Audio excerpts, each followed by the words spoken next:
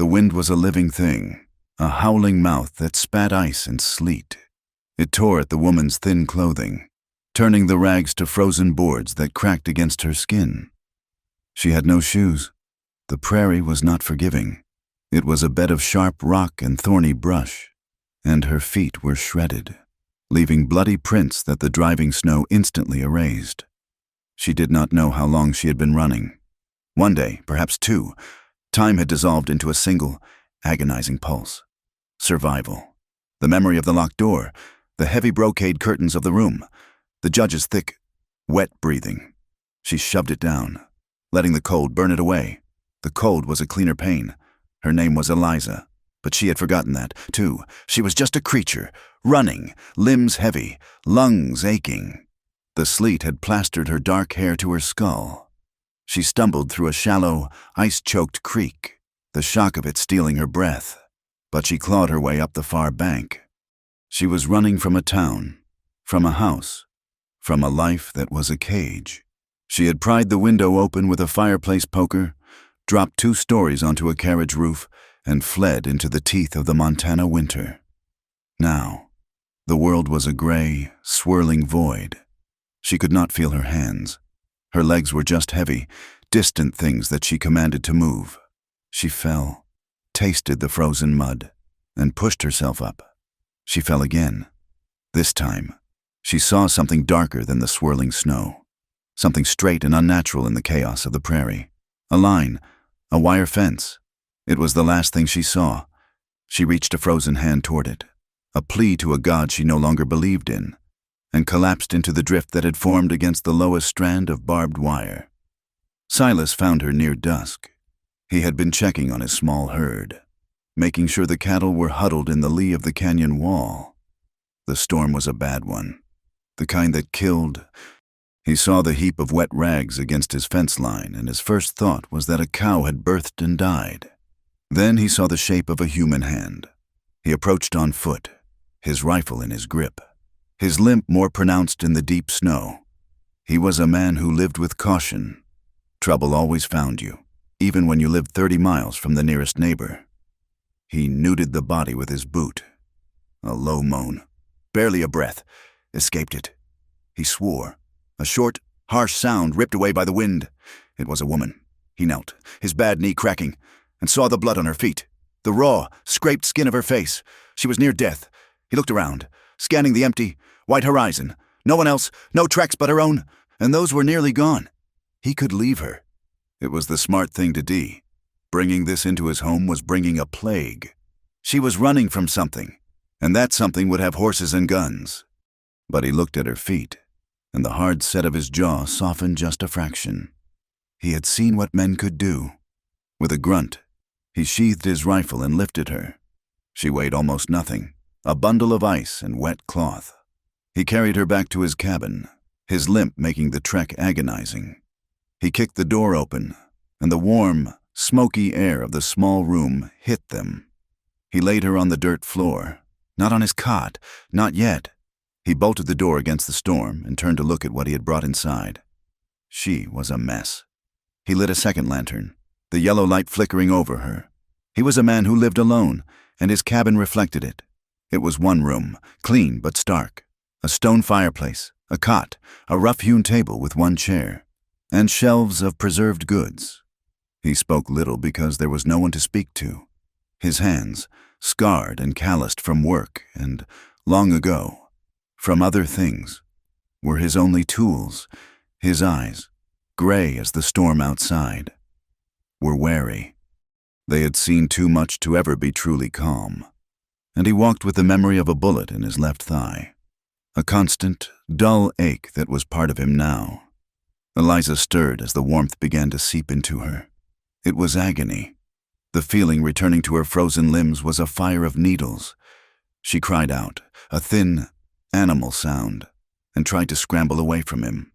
He stood back, his hands raised, palms out. "Easy now. You're inside, out of the wind." His voice was rough, like stones grinding together. It terrified her.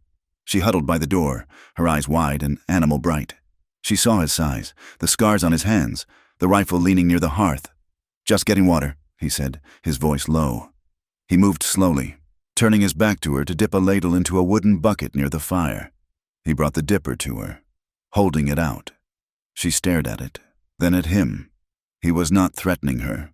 Not yet, but her whole body was a wire pulled taut. She flinched as a gust of wind battered the cabin walls. She avoided his touch, his eyes, everything. She was a cornered animal. He sighed, the sound barely audible, and set the dipper on the floor near her. Water and food, when you're ready. He went to the fireplace and stirred a pot of thin stew that had been simmering there. He ate his own portion standing up, watching her. She did not move for an hour. Finally, her thirst overmastered her fear. Her hands shook so badly she spilled most of the water, but she drank what she could. He nodded. Once. Them feet, and your hands. She looked down. Her feet were blue and black, cut to the bone in places. Gotta tend 'em, he said. He brought a bucket of warm water, not hot, and a rag. He set them in front of her. You do it, or I will. But they go black, you lose 'em. He was not gentle in his words, but he was not cruel. He was practical. He laid out a jar of salve and some clean strips of linen. Then he sat in his chair at the table, his back to her, and began to clean his rifle. He gave her the decency of not watching. She ripped the frozen cloth of her drawers away from her skin, biting her lip to keep from screaming. The water was a mercy and a torment. She cleaned the dirt and gravel from the wounds as best she could, her body shaking with cold and delayed shock. He had left a quilt on the floor. After she was done, she wrapped it around herself, her torn dress in a heap, and dragged herself as close to the fire as she dared.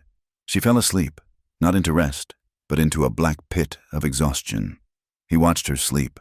He saw the fine lace on the edge of her underdress, a garment of delicate silk, now stained with mud and blood. He saw the one hand that lay outside the quilt. It was not the hand of a farm girl or a whore. The nails were whole. The skin, though bruised, was soft. She had the accent of the East, of money. He had heard it once or twice in towns he'd passed through. A woman like that did not end up barefoot in a Montana blizzard for any good reason. He stayed in his chair all night, the rifle across his knees, listening to the storm and the woman's ragged breathing. For 7 days, the blizzard raged. The world shrank to the four walls of the cabin. The wind never stopped, a high, maddening shriek that buried the cabin halfway up its walls in snow. They were isolated, prisoners of the weather. They lived in silence. He would go out in the mornings to feed his horse and milk cow in the small barn, fighting his way through the drifts, a rope tied from the cabin door to the barn door so he would not get lost in the whiteout. He would return, covered in ice, and she would be awake, huddled by the fire, the quilt around her shoulders. He would offer food. She would accept a hunk of bread, a bowl of the thin stew. She refused to speak. She would not tell him her name or where she came in from. When he asked, her first day, she had simply stared at him, her eyes a wall of pale, flat terror. He stopped asking. She insisted she would leave the moment the storm broke, the moment she could walk. You'll die, he told her, not unkindly. Even if the storm breaks, you'll die. You got no shoes, no coat, no food, and I'd wager you don't know north from south in this country. I'll leave, she repeated, her voice a dry rasp. They coexisted. The small cabin forced a terrible intimacy. She heard him sigh in his sleep. He heard her whimper when her nightmares came. They sat by the fire, the only source of warmth, close enough to touch, but a mile apart. He read a worn-out copy of a book, his lips moving silently. She just stared into the flames, her mind 1,000 miles away, or perhaps trapped in a locked room she could not escape. Neither spoke of their pasts. They were two ghosts trapped in a box. On the 4th day, her wounds had begun to fester. The cuts on her feet were red and angry. He had been changing the bandages for her, a task she submitted to with a rigid, hateful silence. She would sit on the floor, her back against the wall, her hands clenched into fists. While he knelt and gently cleaned her feet, He was surprisingly gentle. His scarred, rough hands moved with a practiced care. He never touched her more than was necessary. But this time, one of the bandages on her calf, a deep tear from the barbed wire, had stuck.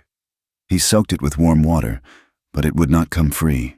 "This'll hurt," he warned her, his voice low. He braced one hand on her ankle and with the other, gave the linen a quick, sharp pull. The pain was white-hot, but it was not the pain that broke her.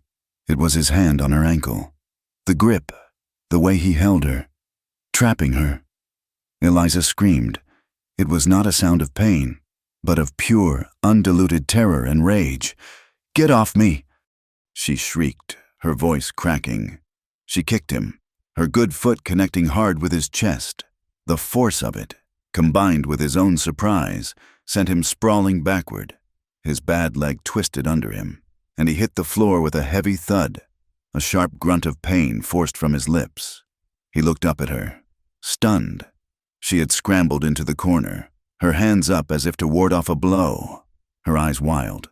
She was panting, sobbing, her body shaking violently. "Don't you touch me," she whispered, the words rattling in her throat. "Don't you ever touch me." Silas pushed himself up slowly, his face a mask.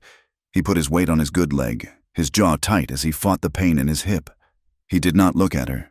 He limped to the door, grabbed his coat, and went out into the storm, slamming the door behind him. He stayed in the barn for hours. When he came back, his face was numb with cold, his beard caked in ice. She was exactly where he had left her, huddled in the corner. The fire was low.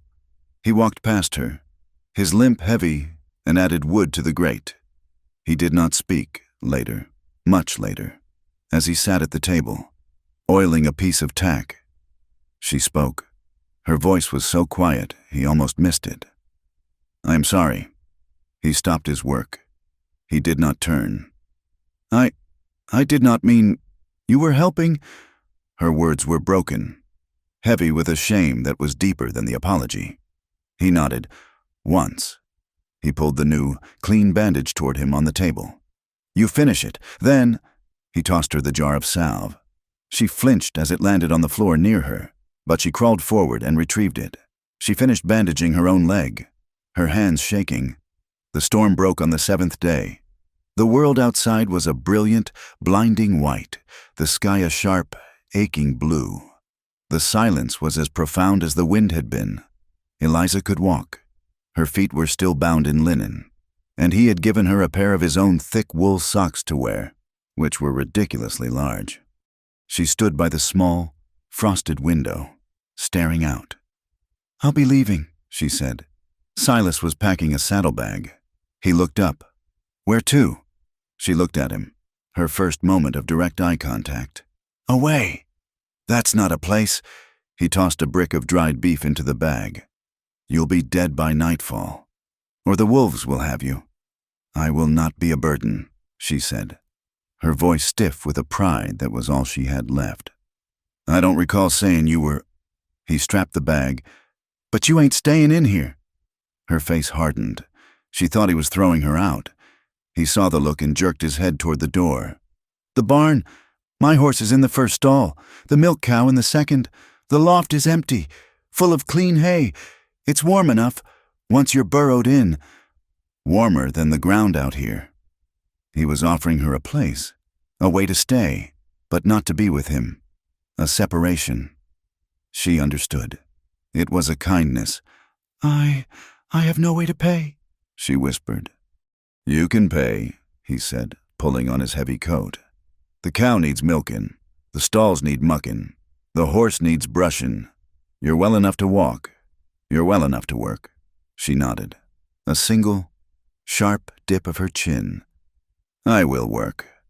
He gave her a pair of his old boots, worn but solid, and stuffed the toes with rags so they would fit her small feet. He gave her an old wool coat that smelled of hay and leather and him. She followed him to the barn, and he showed her the loft. It was dark and smelled sweet of cured hay. He left a lantern, a water bucket, and 2 more heavy blankets. She began to work. It was the hardest labor she had ever known. Her soft hands cracked and bled in the dry, cold air. Her back ached from shoveling the manure, but every scoop of the shovel, every pull of milk from the cow's teat, was a victory. It was a payment. It meant she was not a prisoner. She was earning her keep. They fell into a new routine. She worked in the barn. He worked on the ranch. They met at midday, outside the cabin. He would leave her a plate of food on the porch step. She would eat it in the barn. They were still in silence. But it was a different silence now. It was not the silence of fear. It was the silence of work, of mutual space.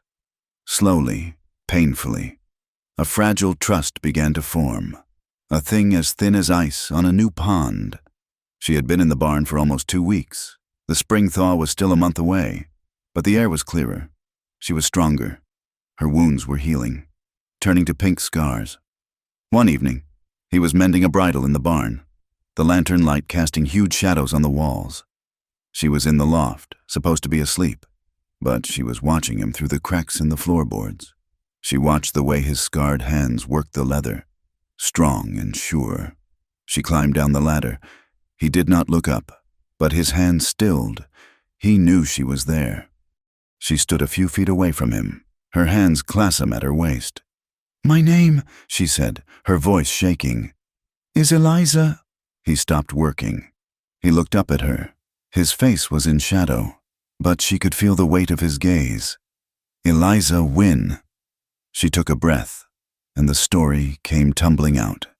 Not in a rush, but in broken, heavy pieces.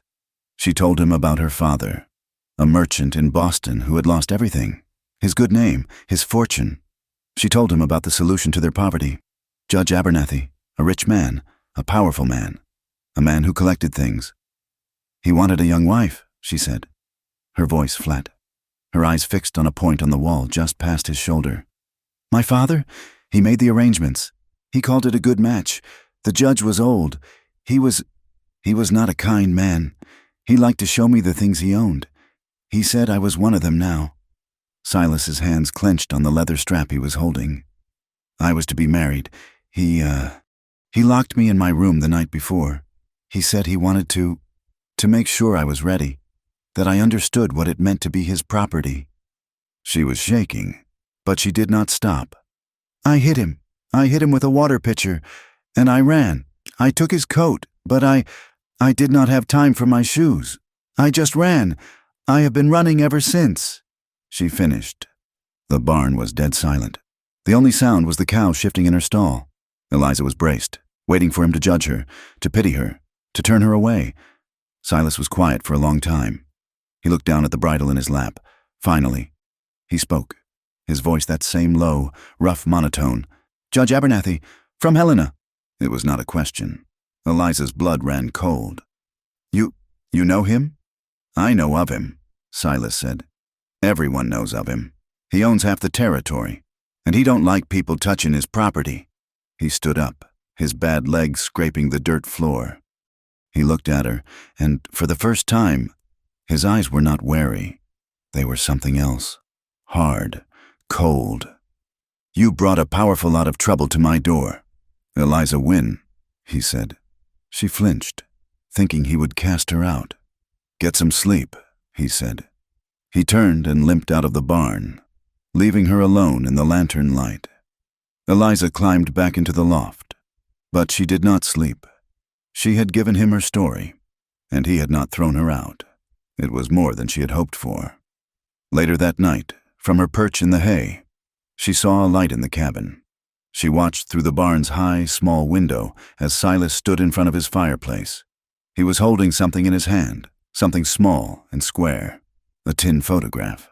He looked at it for a long time, his face unreadable in the firelight. Then, with a sudden, deliberate movement, he opened the stove door and tossed the photograph into the flames. He watched it curl and blacken until it was nothing but ash. He closed the stove, and the cabin went dark. Spring did not come gently. It came with the sound of cracking ice and the roar of water. The snow, which had buried the world in white silence, turned against them. It melted into a heavy, suffocating mud that trapped the cattle and threatened to wash away the very foundations of the barn. The creek, which Eliza had once crossed in her escape, swelled into a brown, angry river, tearing at its banks and pulling winter-killed trees into its current. Eliza moved out of the barn loft. She did not ask. She just did it. One morning, Silas awoke on his cot to find her asleep on a bed of hay and blankets he had stored in the driest corner of the cabin. He said nothing. The space was too small for argument, and the work outside was too large for one man, especially one man with a bad leg. They began to rebuild. The storm had been hard, and the winter long. Miles of barbed wire fencing were snapped and buried. He showed her how to stretch the wire, how to handle the heavy pliers, how to set a post. Her hands, which had been soft and ruined, were now just ruined. They were scarred, calloused, and strong. She did not complain. She worked from sunup until the last light failed, her body aching, her face set in a look of grim determination. He watched her. He had known her now for nearly 2 months, but he still watched her as if she were a deer that might bolt at any sudden sound. He watched her learn to ride his placid mare, sitting stiffly in the saddle, her fear a hard line in her shoulders. He watched her find the new calves hidden in the brush, her voice, when she spoke to the animals, surprisingly soft. He saw the strength returning to her, not just in her body, but in her eyes. The flat, terrified look was gone, replaced by a weary watchfulness. She was surviving, and in this land, survival was a form of worship.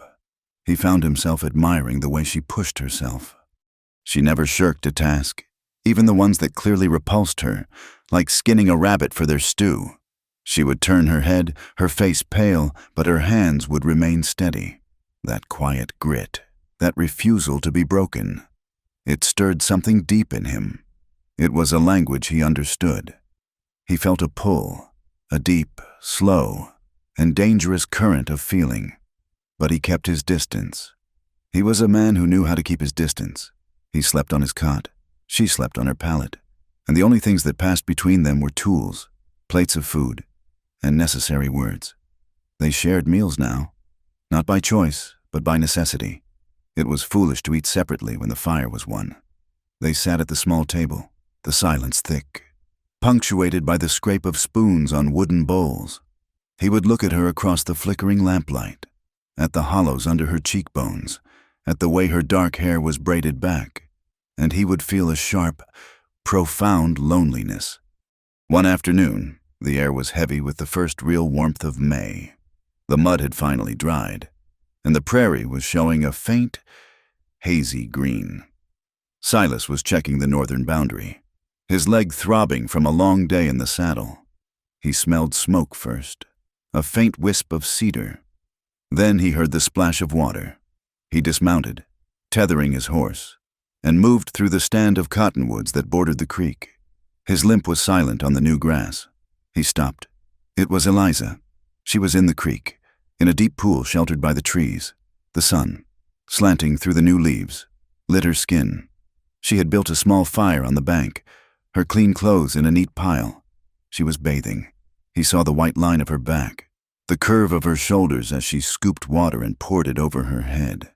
He saw the long, healed scar on her calf from the wire. He should have turned. He should have made a sound, or backed away unseen. He did none of these things. He stood and watched. He watched her scrub her skin, a desperate, almost angry motion, as if she were trying to wash away more than just dirt. He saw a body that was thin, but not broken.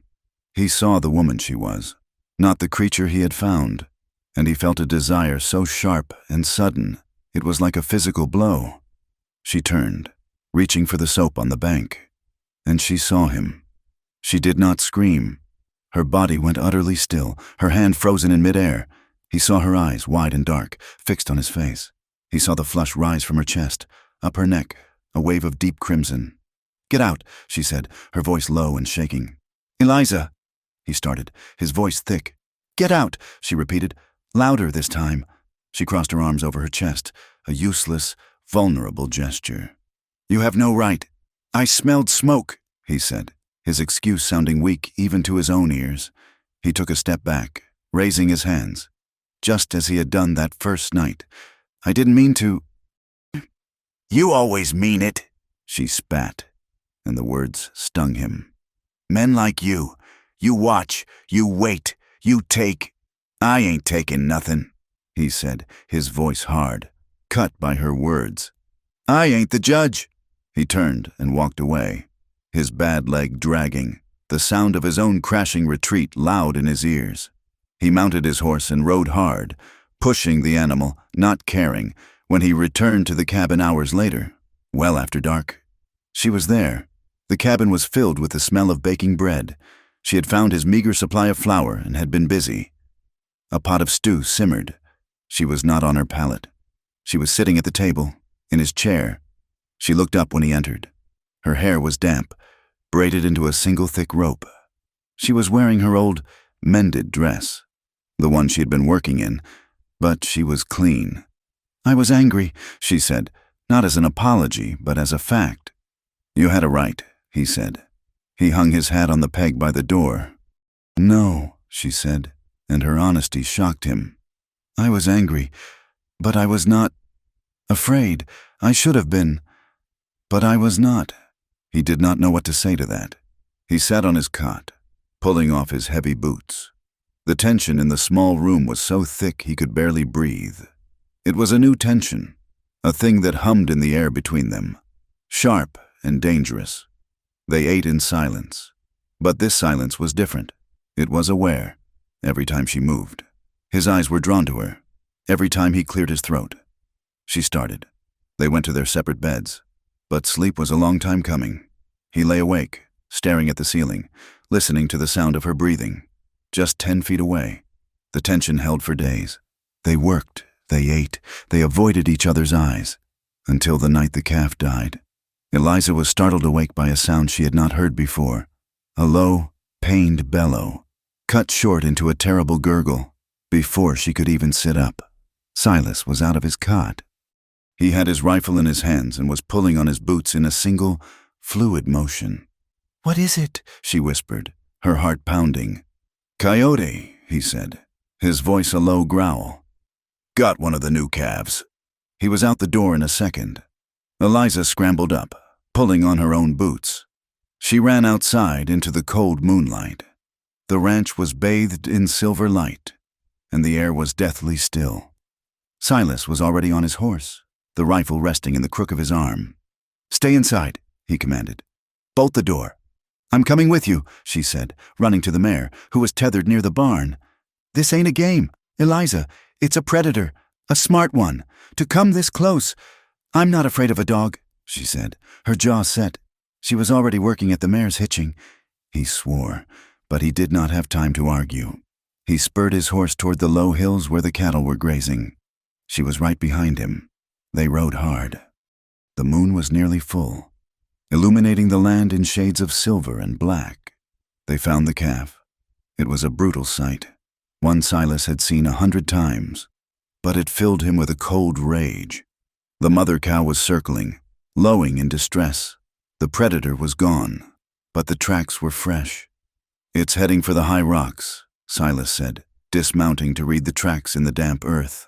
"Smart. Knows it can't be cornered up there." "Then we hunt it," Eliza said. She was breathing fast, her eyes bright with a strange, fierce light. He looked at her, surprised. He saw no fear in her. He saw something else, a shared anger. He nodded. "Once. We hunt." They left the horses, tethering them in a grove of pines. The tracks led up, into the rugged hills that marked the edge of his property. It was hard climbing, treacherous in the dark. The snow had not melted here. In the shadows, it clung in patches, slick and icy, hiding the loose scree beneath. They moved in silence for nearly an hour, Silas in the lead, his limp making him careful, his senses sharp. Eliza followed, surprisingly quiet, moving as he moved, stepping where he stepped. He could hear her breathing, a steady rhythm behind him. He smelled it before he saw it, the musky, sharp scent of the animal. He stopped, holding up a hand. Eliza froze behind him. He motioned to the left, to a dark overhang of rock. The den! He raised his rifle, sighting down the barrel. The moonlight did not reach here. It was all shadow. He heard a low growl, and then Eliza slipped. The patch of snow-covered shale she was standing on gave way. She cried out, a sharp gasp. As her feet went out from under her, she was sliding, backward, toward the edge of a ravine they had not seen in the dark. It was a sheer drop, at least 50 feet to the rocks below. Silas did not think. He dropped the rifle and lunged. He grabbed her, his left hand clamping onto the thick wool of her coat, his right arm locking around her waist.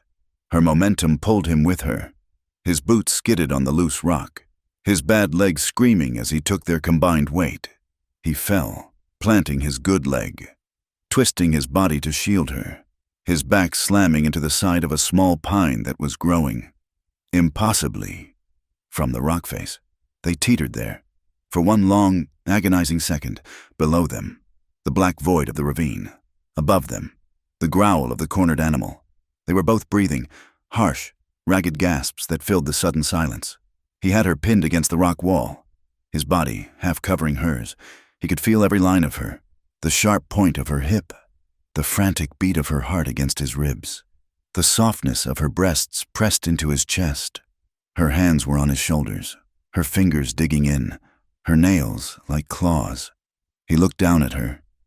Her face was inches from his, pale in the moonlight, her eyes wide, her lips parted. The coyote, the calf, the danger, it all evaporated. There was only this, the cold air, the smell of pine, and the sudden, undeniable heat of her body against his. She looked up at him. She was not looking at the ravine. She was not looking for the coyote. She was looking at his mouth. Her voice was a whisper, so quiet he almost didn't hear it. "Don't touch me unless you mean it." The words shattered the moment. They were a challenge, a plea, and a warning. All at once, he could have, in that second, he could have lowered his head, covered her mouth with his, and taken what she was almost offering. He wanted to. The hunger in him was a physical ache. But he heard her words, "Unless you mean it." And he heard the unspoken part. "And what do you mean, Silas?" He meant survival. He meant a night's warmth. He meant a moment's relief from a crushing loneliness. He did not mean love. He did not mean forever. And a woman like this, a woman who had been property, she deserved more than what he was capable of meaning. He backed away. He released her waist, and the loss of contact was like a cold shock. He stepped back, giving her space. "Can you stand?" he asked, his voice rougher than he intended. She nodded, not looking at him. She was shaking. "The wolf's gone," he said, looking at the den. The tracks showed it had scrambled out the back, up the rock face, while they were occupied. "It won't be back tonight." He retrieved his rifle. The walk back to the horses was silent. The air between them was no longer just tense. It was vibrating. A wire pulled to its breaking point.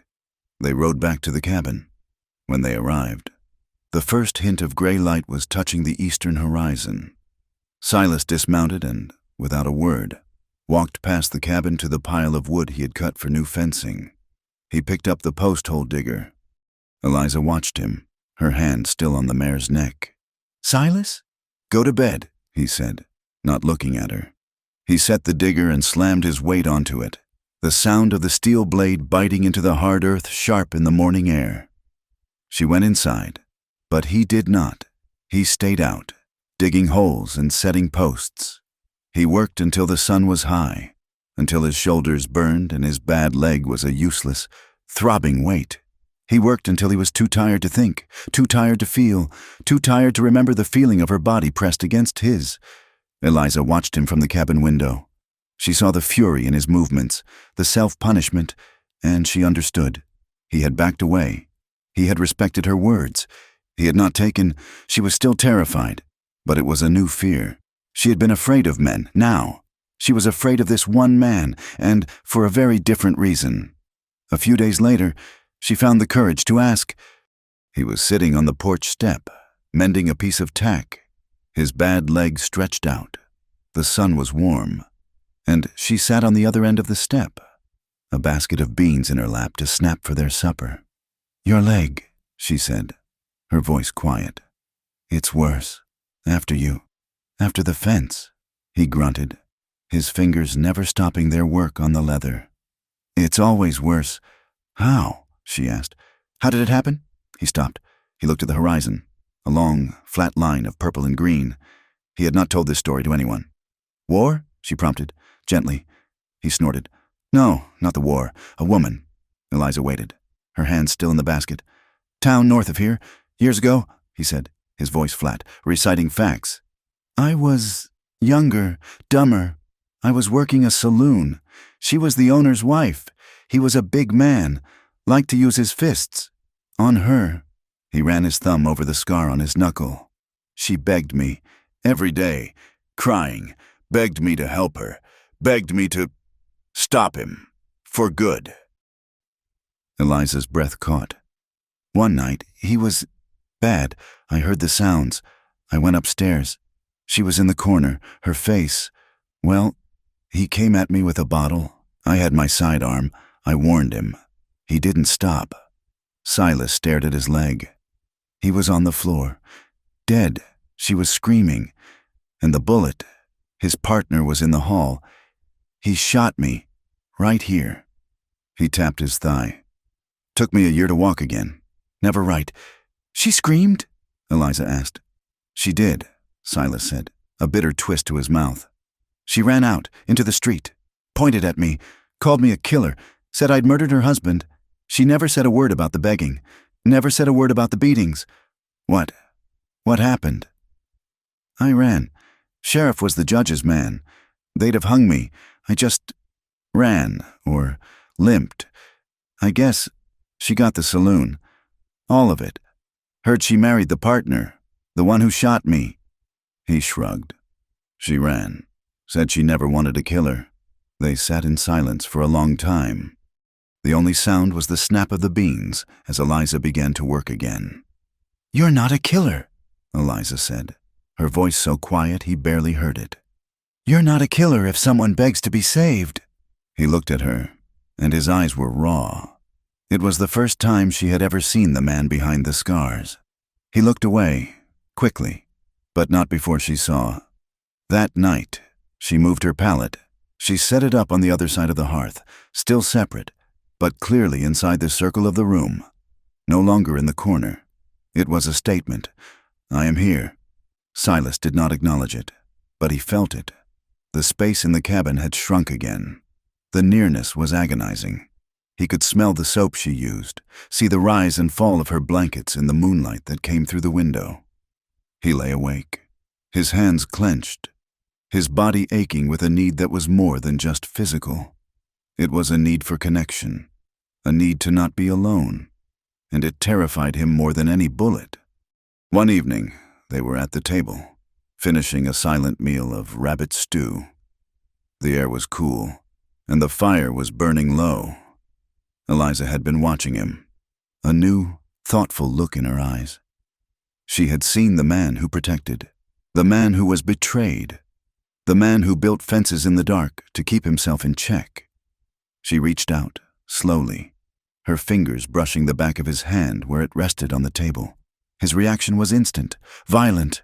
He recoiled, pulling his hand back as if she had burned him. His chair scraped the floor. Don't, he said, his voice a harsh rasp. Eliza froze, her hand hovering in the air, the rejection a visible sting. He saw her face, the hurt, the confusion. He stood, his jaw tight. Don't want what you'll regret in daylight. He grabbed his coat and went outside, leaving her alone at the table, her hand still resting, empty, on the worn wood. Eliza watched him go, her heart a cold knot in her chest. She was drawn to this man, to his quiet strength, to the pain she saw in him that mirrored her own. She felt safe with him, safer than she had ever felt. But he was right. What did she want? She wanted comfort. She wanted to not be alone. But she was terrified. She was terrified of the debt. She was terrified of the bargain. She had seen what happened when a woman was claimed. She had run from a man who called her his property, and she knew, with a dreadful certainty, that if she let this man in, If she gave him even a part of herself, she would be his in a way that was deeper and more binding than any lock and key. He came back in, hours later. She was on her pallet, pretending to be asleep. He sat by the cold fire, not sleeping, just sitting, his rifle across his knees. She lay there, her eyes wide open in the dark, and her fear congealed into a hard, cold resolve. She would not be weak.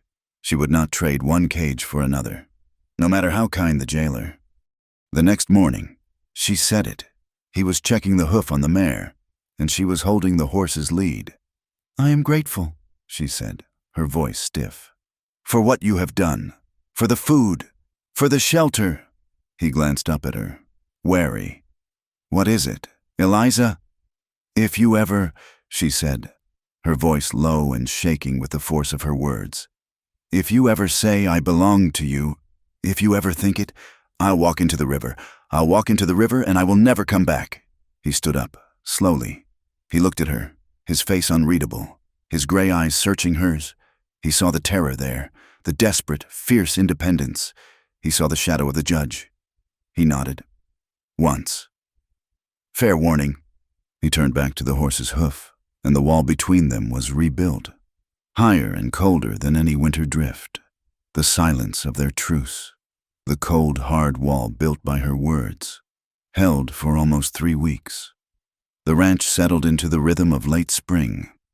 The grass was high, the cattle were fat, and the air was sweet with clover. But between Silas and Eliza, the air was bitter. They worked, they ate, they slept, separated by 10 feet of floor and 1,000 miles of fear. He had not touched her, had barely spoken a word to her that was not about the ranch. Then the salt ran out, and the flour, and the cartridges for his rifle. "We're going to town," he announced one morning, his voice as flat as the plains. "Willow Creek. Need supplies." Eliza's hand stilled over the bucket of milk she was straining. Town, people, men. She had not seen another human being, besides Silas, in almost 4 months. Her heart gave a single, hard kick against her ribs. "I can stay," she said, her voice small. "I can manage the chores." "No," he said, not looking at her. "I'll be gone all day, maybe 2, if the bridge is out. You can't be here alone. Not safe." He was thinking of the coyote, the wolves. She was thinking of the judge, but she nodded. Being alone was a worse fear. She would go with him. The wagon ride was long, the metal rims grinding on the rocky trail. They sat side by side on the hard wooden bench, not speaking, not touching. Eliza wore the old wool coat he had given her. Though the day was warm, it was a shield. She watched the land roll by, the endless, beautiful, empty land that had become her whole world. It was so big. She had forgotten how small a town could feel. Willow Creek was not a town. It was a scar.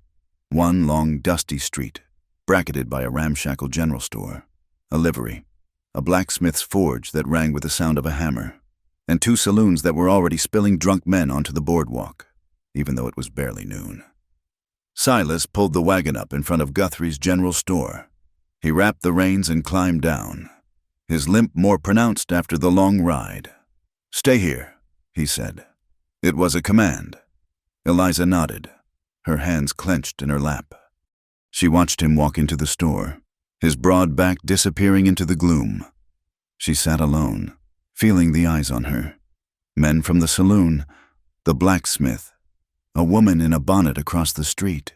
They stared at the wagon, at her fine, Eastern features and her worn-out, borrowed men's coat. She was a curiosity. She was a stain. She began to feel the air shrink. The street was too narrow. The sounds were too loud. She felt the urge to run, to bolt back to the silence of the cabin. Silas was taking a long time. She couldn't bear sitting there, a target, a spectacle. She would be brave. She would prove she was not a coward. She climbed down from the wagon, her legs shaking, and walked into the store.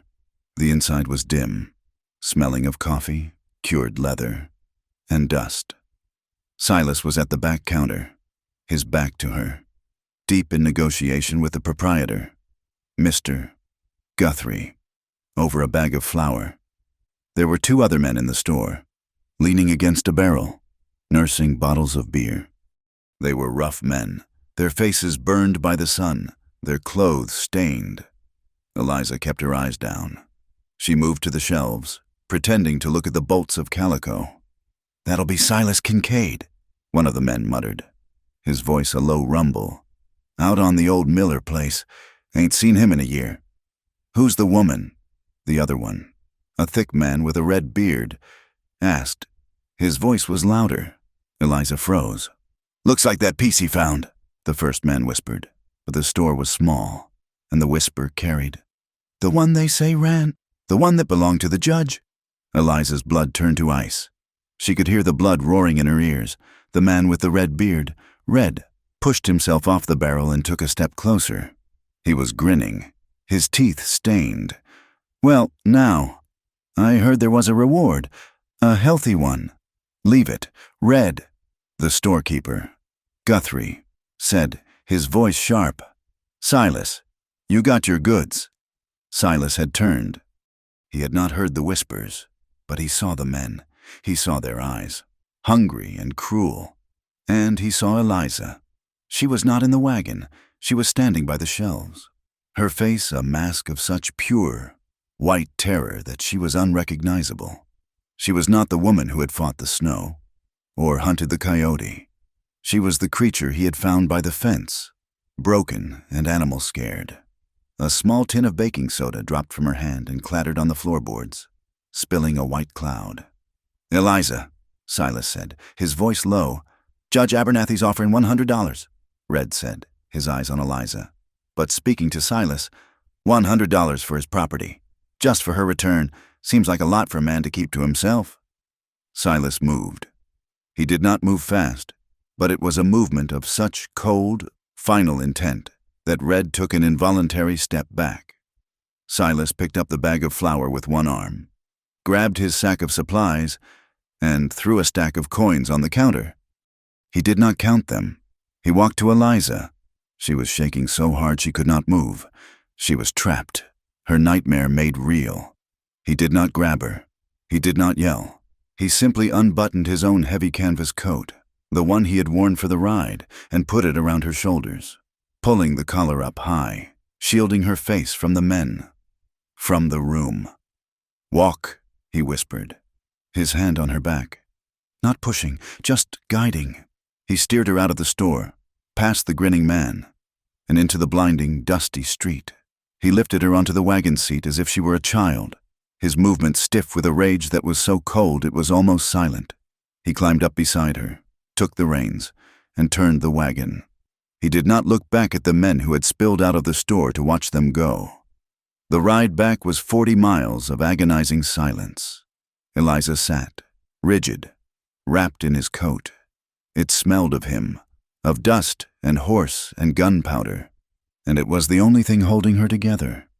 She trembled, a long, continuous shiver that did not stop, even as the sun beat down on them.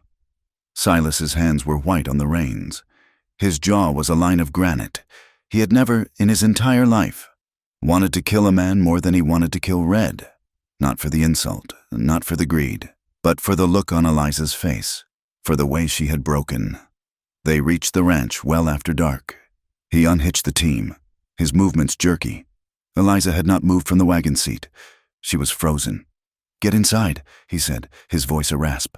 She slid down, his coat falling, and stumbled into the cabin. She went to her pallet in the corner and sat, huddling, her arms around her knees. He came in, carrying the supplies. He lit the lantern. The small, familiar room was lit, but the shadows were deep. He dropped the sacks on the table, and he turned to her. "You're never," he said, and his voice was so low she almost didn't hear it. "You are never going to town alone again. You hear me? You promise me." His anger, his intensity, it was the final blow. She saw the judge. She saw the locked door. She saw the hand that would strike. This was it. This was the moment he claimed her. "Or what?" she whispered, her voice breaking. "What will you do, Silas? Will you lock me in, like he did? Will you board up the windows to keep your property safe?" The words hit him harder than her foot had. That first week. He stopped. He actually recoiled, as if she had struck him. He looked at her, his face a sudden mask of pain and confusion. "Lock you in?" he said, his voice rough with disbelief. "I am not yours," she sobbed, the words tearing out of her. "I am not his, and I am not yours. I am not a piece of... He crossed the room in 2 strides, his limp heavy. He knelt in front of her. She flinched, covering her face.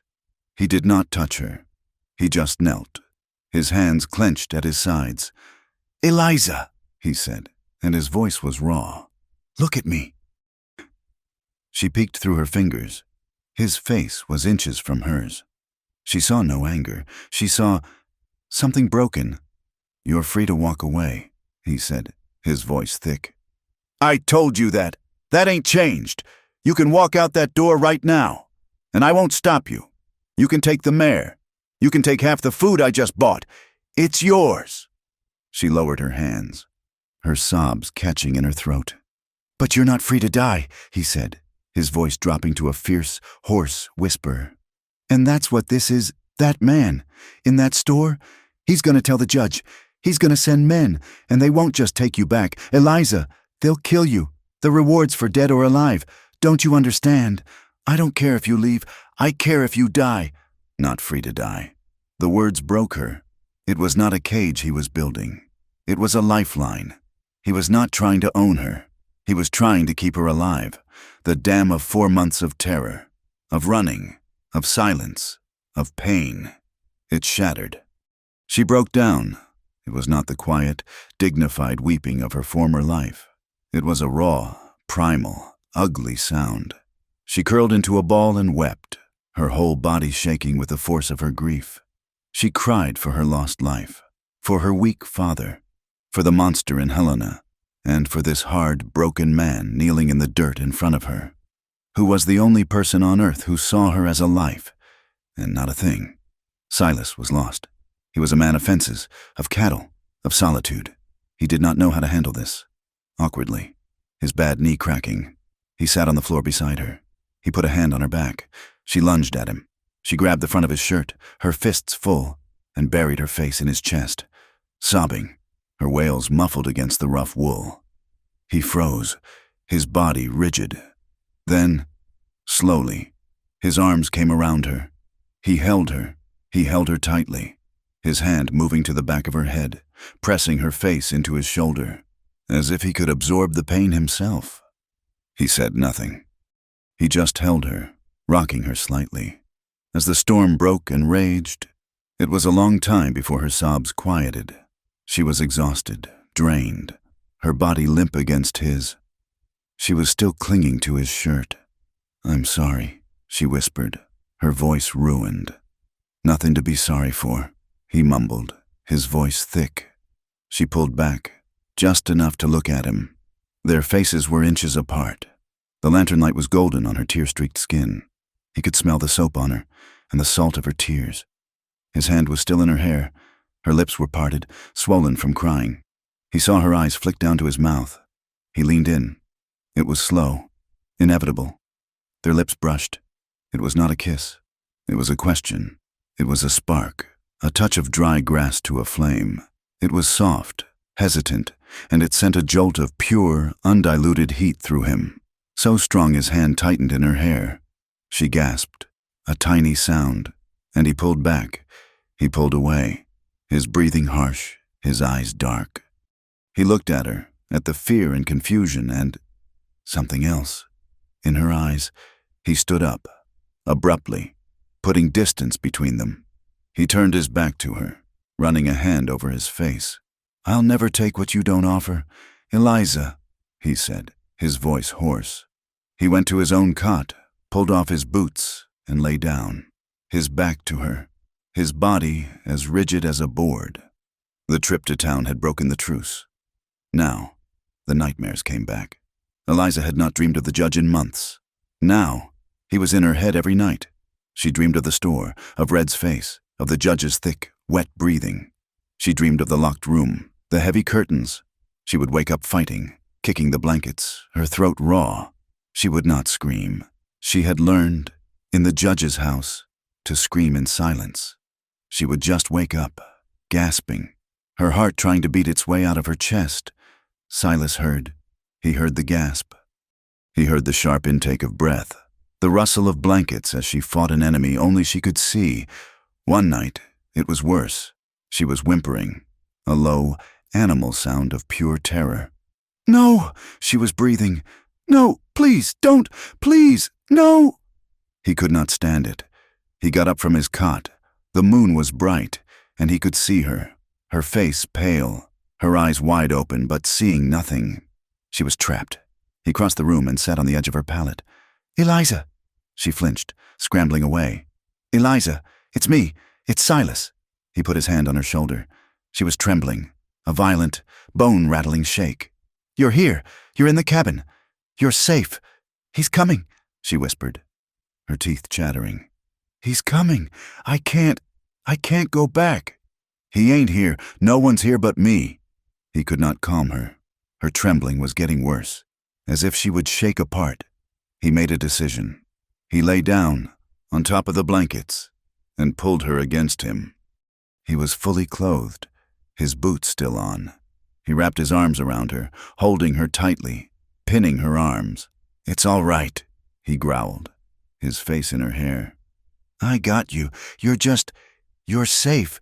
Just be still." She fought him for a second, her body rigid with panic. Then she felt his warmth. She felt the solid, steady beat of his heart under her ear. She felt the strength in the arms that were holding her to him, not holding her down. She melted. With a long, shuddering sigh, she went limp, her body pressing against his. She was still trembling, but the violence was gone. It was just cold. He was so warm. She clung to him, her hands grabbing his shirt, just as she had when she was crying. They lay like that, in the moonlight, for a long time. He did not move. He just held her, his body a shield against the night. He thought she was asleep, but then she shifted, turning her face up to his. Their eyes met in the dark. "Silas," she whispered. He was going to kiss her. He could not stop himself. He saw her lips part. He leaned his head down. "Don't," she whispered, her voice breaking. "Please." It was a plea, not a command. It was not, "I don't want to." It was, "I'm too afraid." He stopped.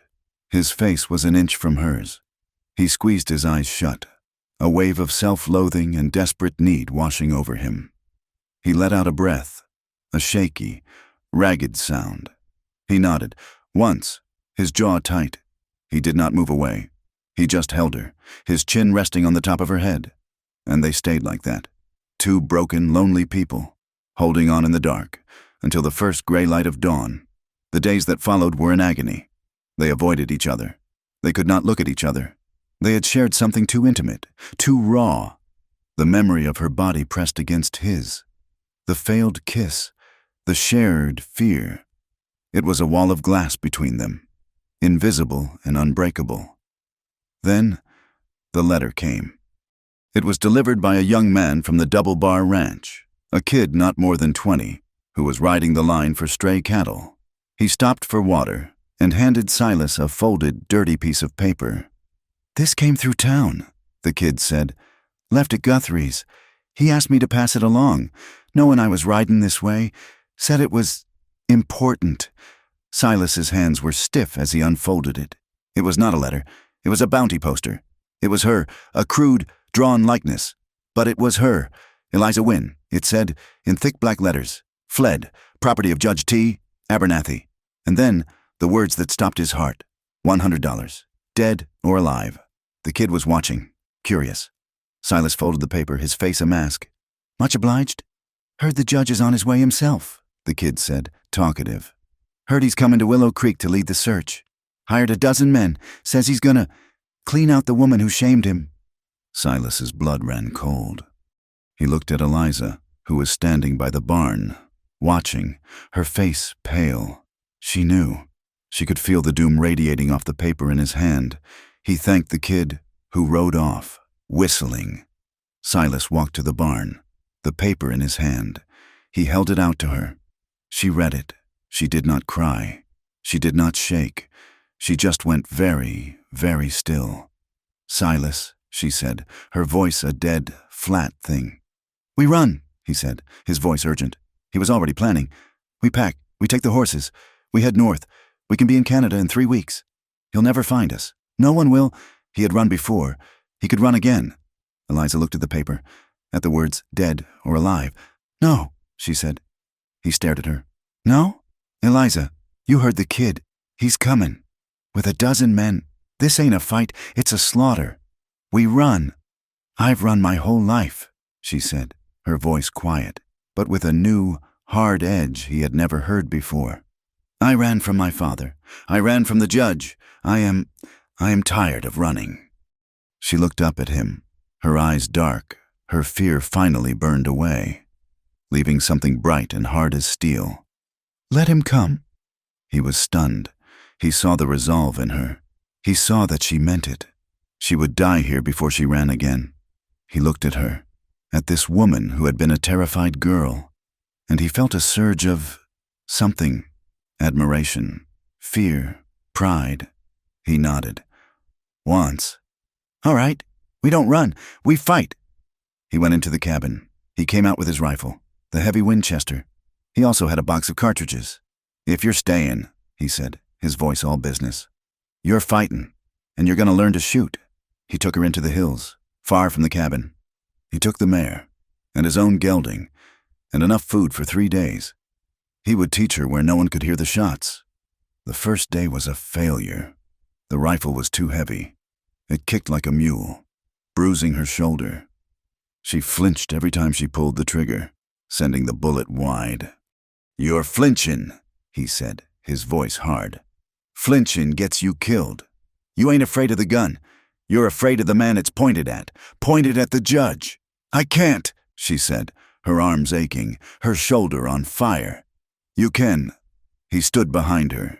He put his hands on her arms, forcing her to hold the rifle steady. "Breathe. Squeeze. Don't pull. Squeeze." His body was pressed against her back. She could feel his breath on her neck. It was not the intimacy of the palate. This was the intimacy of survival. It was harder and more real. She fired. The bullet hit the tin can he had set on a rock. It sang.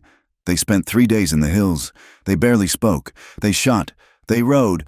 They tracked. He taught her everything. How to load. How to clean. How to listen. How to wait. On the 3rd night, they made camp by a small spring. The air was cold, and the fire was a comfort. They sat, eating their meal of dried beef and hardtack. The tension was back, but it was different. It was not the tension of fear. It was the tension of a shared purpose. He was cleaning the rifle, his hands moving with practiced, efficient grace. She was watching him. She was watching his hands, the scarred, strong hands, the hands that had pulled her from the snow, the hands that had cleaned her wounds, the hands that had held her in her nightmares, the hands that had backed away, the hands that were now teaching her how to save her own life. She reached out, her fingers trembling slightly, and touched the back of his hand. He froze. The sound of the oil rag on the metal stopped. He did not pull away. She let her fingers trail up his arm, over the rough wool of his shirt, to his chest. He had the top buttons undone, and her fingers found the warm skin beneath. They found the old, puckered scar, the one he had told her about, the one from the woman who called him a killer. She leaned in. He did not move. He was barely breathing. He was giving her the choice. She leaned in, and she kissed him. It was not the hesitant, fearful brush of lips in the cabin. This was a choice. It was slow, and then it was raw, and then it was hungry. It was the taste of coffee and smoke and loneliness. It was a dam breaking, a release of months of fear and gratitude and a longing so deep she had not even known it was there. He kissed her back. His hand, the one without the rag, came up and tangled in her hair, pulling her closer. His other hand dropped the rifle and went to her waist, pulling her onto his lap. It was desperate. It was rough. It was exactly what they both needed. It was a kiss that said, "You are alive and I am here." She was fumbling with his shirt. He was fumbling with the buttons on her coat. She broke the kiss, gasping for air, and her hands, the hands he had taught to be steady, went to the buttons of her own blouse. She undid the first one. He stopped her. He grabbed her hands, holding them still. His eyes were dark, his breathing ragged. "Eliza," he said, his voice a hoarse, broken thing. "Say it's what you want, not what you owe." It was the most important question of her life. He was giving her the out. He was giving her the power. He was not the judge. She looked at him, her hands still in his. She saw the man, not the killer, not the recluse. She saw Silas. "I want you," she whispered, and the words were the truest she had ever spoken. She took a breath, and she added her own terms, the terms of her surrender, which were the terms of her freedom. "Just don't own me." He looked at her, and a slow, painful smile, the first she had ever seen, touched the corner of his mouth. He did not say a word.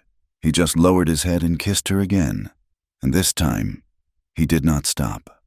That night, by the fire, he had laid a claim on her, and she had, in turn, laid one on him. The barrier of his cot, and her pallet, was gone. She had gathered her blankets and, without a word, laid them beside his. The single cot was too narrow, built for one man, but they made it work.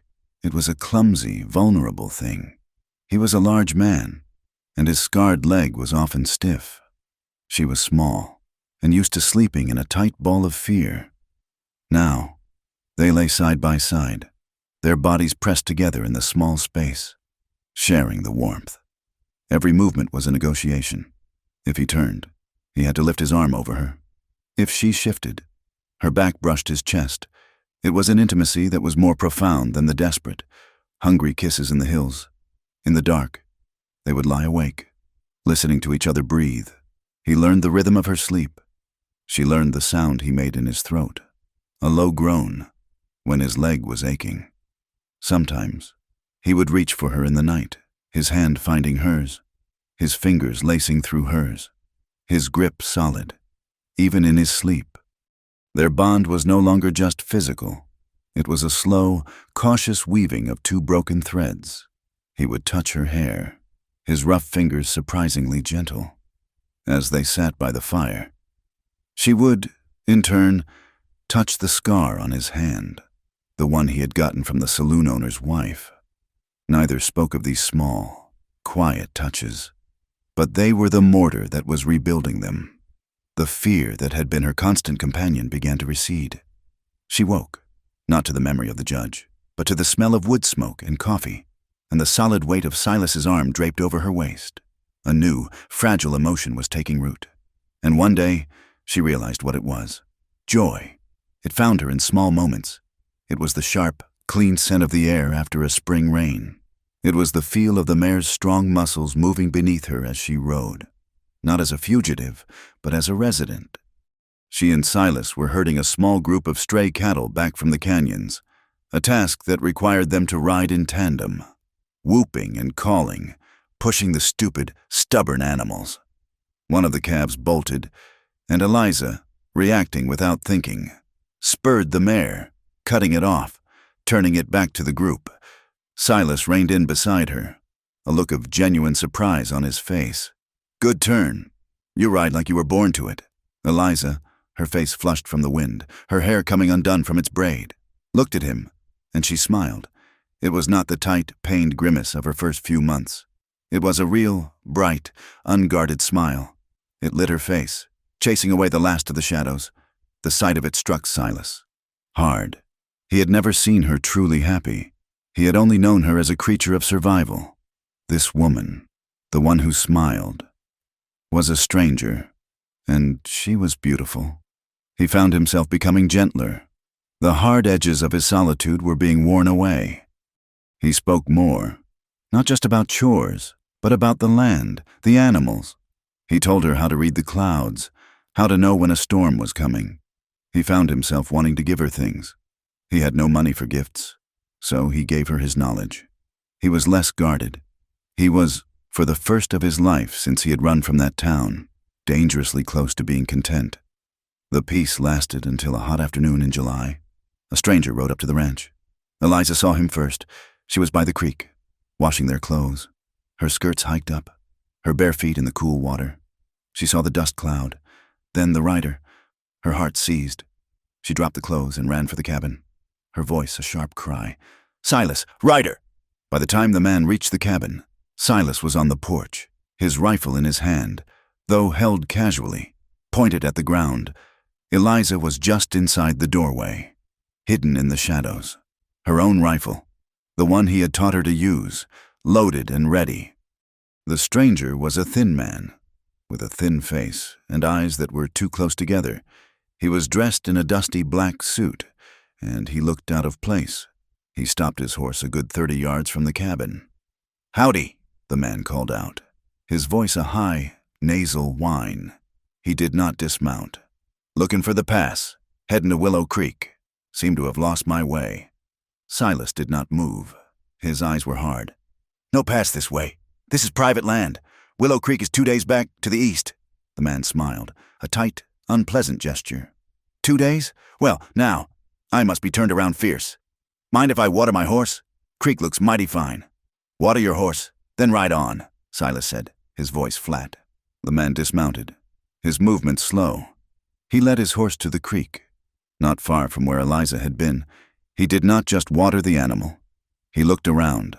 His sharp eyes scanned the clothes she had left. A man's shirt and a woman's skirt, hanging on a branch to dry. He looked at the cabin, at the small barn. He was counting. He was measuring. "Just the two of you out here?" the man called, his voice friendly, too friendly. "Lonely life. Must be hard." "We manage," Silas said. The man finished. He pulled the horse back, but he did not mount. He walked toward the cabin, his hands visible. "You're Silas Kincaid, ain't you? Heard of you in town. Heard you keep to yourself.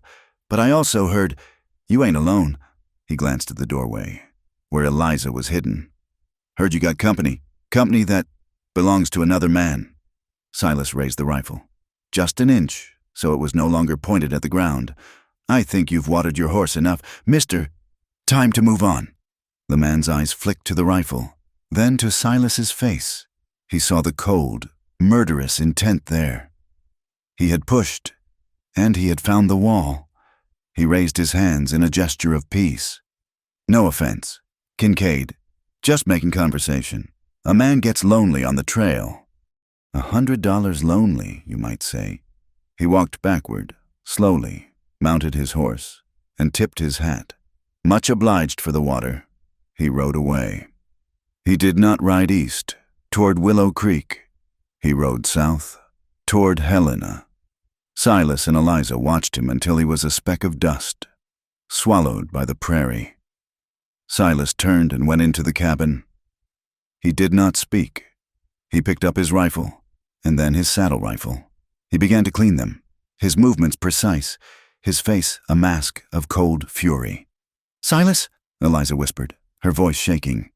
"He was a bounty man," Silas said, not looking up, his hands working the oil rag. "Not a good one, or he'd have come with friends, but he was a scout. He was here to confirm, to see if the rumors were true." "The rumors," she said, her stomach twisting. From town," he agreed. "He'll be back, or he'll send word. The judge will know. He'll know exactly where you are." Eliza felt the joy of the last few weeks drain out of her, leaving her cold and empty. The cabin, which had become her sanctuary, was now a trap. That night, Silas did not come to bed. She lay awake, alone, and listened to him. He was outside. She heard the sound of a hammer, the scrape of metal. When she looked out, she saw him by the light of the moon, stringing wire, low to the ground. Between the trees on the approaches to the cabin, he was tying empty cans to them. It was a crude, desperate alarm. He was setting traps. He was turning their home into a fortress. The fear was back. It was a constant, acidic taste in her mouth.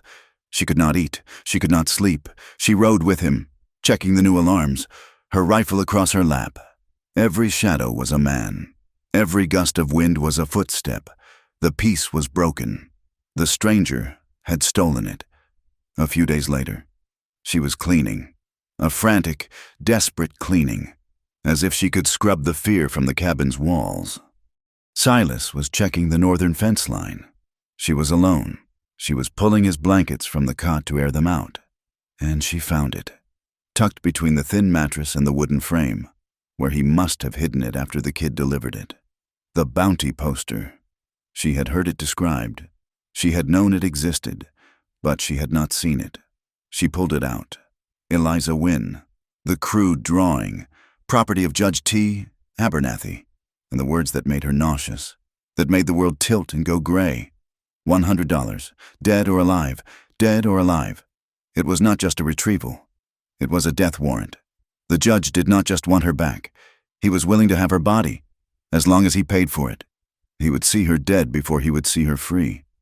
She was standing there, the paper in her hand, her body shaking. When Silas came in, he had been riding hard.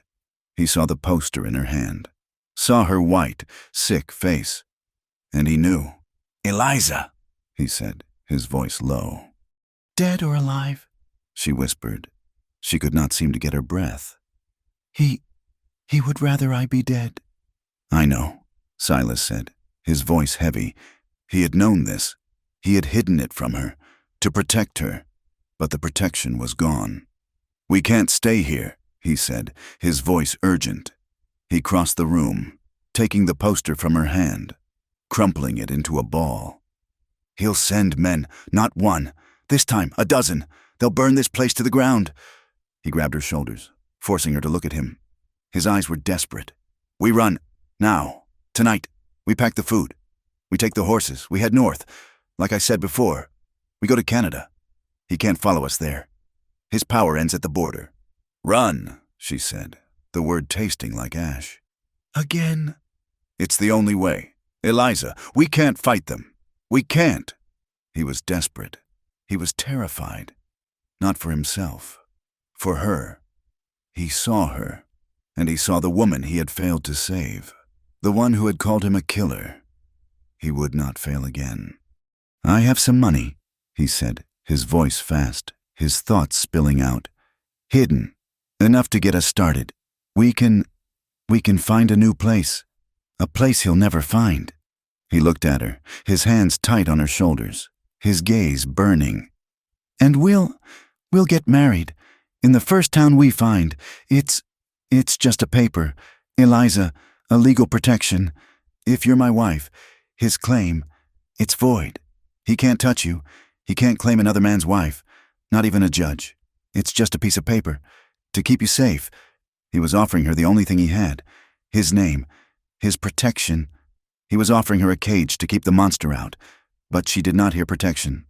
She did not hear safe. She heard marry. She heard wife. She heard claim. She stiffened in his grip.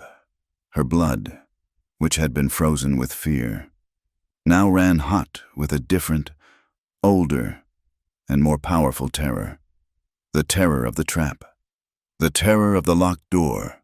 The terror of belonging to someone. "Mary?" she whispered, her voice barely audible. "Yours? You want me to be yours?" "Eliza, it's just a paper. I'd rather die than be yours." She said it in a whisper, but the words were a gunshot in the silent cabin. They hit Silas with a physical force. He flinched, his hands dropping from her shoulders as if she had burned him. He took a step back. He looked at her. The desperation in his eyes was gone, replaced by a cold, dead, familiar emptiness. The light in him, the gentleness she had coaxed out, was extinguished. He was looking at her, but he was seeing the woman in the saloon, the one who had pointed a finger and screamed "Killer!" "Eliza!" he said, his voice a hoarse croak. He didn't understand. "I won't," she said, her voice rising, shaking with a new, terrible conviction. "I will not. I will not trade one master for another. I will not be owned. I will not be your wife. I will not be yours." She was not talking to him. She was talking to the judge. She was talking to her father. She was talking to every man who had ever seen her as a thing to be bought, sold, or claimed. But Silas did not know that. He only heard the words, "I'd rather die than be yours." He did not yell. He did not argue. He just broke. The man who had faced down bounty hunters, who had survived a bullet and a betrayal, was shattered by 4 words. He turned, his face a mask of stone. He grabbed his coat from the peg. "Silas," she said, her anger suddenly faltering, turning to confusion. "Silas, where are you going?" He did not answer. He walked out of the cabin, his bad leg dragging, and into the night. "Silas!" she screamed, running after him. "Come back!" He did not look back. He did not go to the barn. He just walked out into the vast, dark prairie until the night swallowed him. She waited all night. She sat on the porch, the rifle in her lap, her heart a cold, hard stone in her chest. She was angry. He had abandoned her. How could he? After everything, he was a coward. He had run. But as the long, terrifying night wore on, her anger began to curdle, to sour into a dawning, terrible dread. And her own words came back to her, echoing in the silence. "I'd rather die than be yours." She had not meant him. She had meant the idea. She had meant the ownership. But she had used his word, yours. The word he had never, not once, used for her. He had never called her his. He had never tried to own her. He had only tried to save her, and she had destroyed him with it. When the sun rose, she knew. The cabin was cold. His side of the bed was untouched. She ran to the barn, her heart pounding with a new, sick fear. His horse was gone. His saddle was gone. His good rifle, the Winchester, was gone. His saddlebags, the ones with his money, were gone. He had left her. He had taken his things. And he had left her. He had left her the mare. He had left her the rifle he had taught her to use. And he had left her a full box of cartridges on the table. Eliza sank to her knees in the dust of the barn. He had not just abandoned her. He had prepared her. He had accepted her choice. She would rather die. And he had left her the tools to do it. She was heartbroken, and she was furious. At him, for leaving her. At herself, for the words she could not take back. For 3 days, she lived in a fog of rage and terror. She did the chores, she milked the cow, she fed the horse, and she sat on the porch, waiting. She scanned the horizon, not for the judge, but for Silas, praying he would come back, knowing he would not. Her voice echoed in her head, over and over, "I'd rather die than be yours." And she wept, because she knew, in the cold, empty cabin, that she had finally found the one man she wanted to be with, and she had sent him away. On the morning of the 4th day, she saw the dust cloud. It was not one rider. It was 3. They rode slowly, confidently. They were not bounty hunters, slinking. They were men of power. They rode right up to the cabin. Eliza was on the porch, the rifle in her hands. Her hands were shaking, but she held it steady. 2 of the men were hired guns. She recognized one of them, Red, the man from the store. His arm was in a sling, his face twisted in a hateful grin. The other was a hard case she did not know. And the third was Judge Abernathy. He was just as she remembered, bloated, cruel, and dressed in a fine black suit, as if he were in a courtroom. He looked at her, his eyes, small and dark, raking over her worn dress, her bare feet. "Eliza," he said, his voice a thick, wet rumble. "You have been a trial, a terrible trial. Look at you, filthy, ruined. You see what happens when you leave my protection? Stay back, Judge," Eliza said, her voice shaking, but her aim true. She pointed the rifle at his chest. The judge laughed, a short, ugly sound. "Put that down, girl. You are coming home." Now. "She's a feisty one." "Judge," Red said, dismounting. "Shot me. She did." "Did she?" The judge looked, pleased. "Excellent. Spirit. I like that. It will make the taming so much more rewarding." He nodded to the other man. "Mr. Harlan, take her." Harlan, the hard case, dismounted. He was a big man, and he was not smiling. He walked toward her. "I'm warning you," Eliza said, her voice a desperate plea. "Stay back." Harlan kept coming. He was 10 feet away. Eliza did what Silas had taught her. She breathed.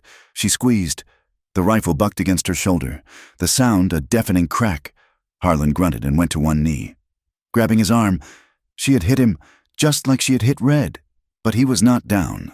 And Red, with his good hand, was already lunging, pulling his own pistol. He was too close. He grabbed the rifle barrel and ripped it from her hands. He backhanded her, a brutal blow that sent her sprawling. She tried to scramble, but Harlan was on her, his good arm grabbing her hair, hauling her to her feet. They knocked her out, a sharp, bright pain at the base of her skull. And then, mercifully, blackness. She woke to the rocking of a wagon, the smell of whiskey and unwashed bodies. Her head was a ball of fire. She tried to move, and the clinking of chains told her the truth. Her hands were manacled in front of her. She wakes. The judge. He was sitting on the opposite bench of the wagon. Red was driving. Harlan beside him, his arm bandaged. They were in the open wagon, the one Silas had taken to town. They were leaving her home. The judge was drinking from a silver flask. He smiled at her.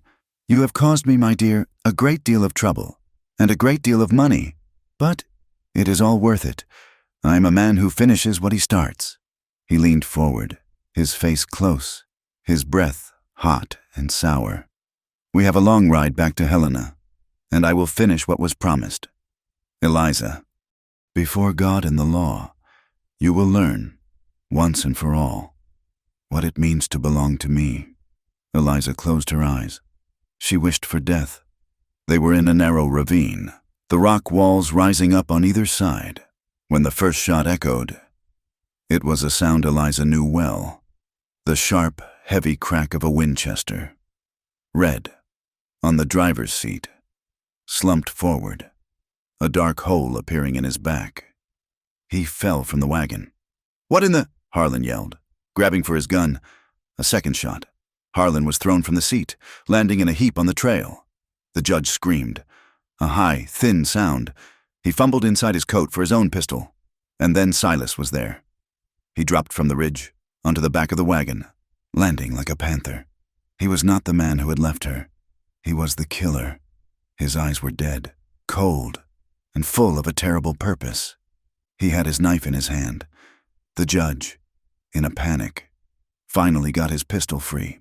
He pointed it, not at Silas, but at Eliza. "Stay back, Kincaid. I'll kill her. I'll kill her right now." Silas did not stop. The judge, his hands shaking, fired. The bullet hit Silas in the shoulder. He grunted, the impact spinning him, but he did not fall. The rage in his eyes was terrifying. Harlan, the man she had shot in the arm, was not dead. He rose from the ground, his face a mask of blood, his own pistol in his good hand. He fired. The bullet caught Silas in the side, a low, wet thud. Silas roared. It was not a sound of pain.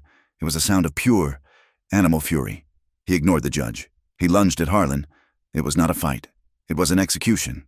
He was on the man in 2 strides, the knife rising and falling. When it was over, Silas was breathing, harsh, ragged gasps. He was bleeding from 2 wounds.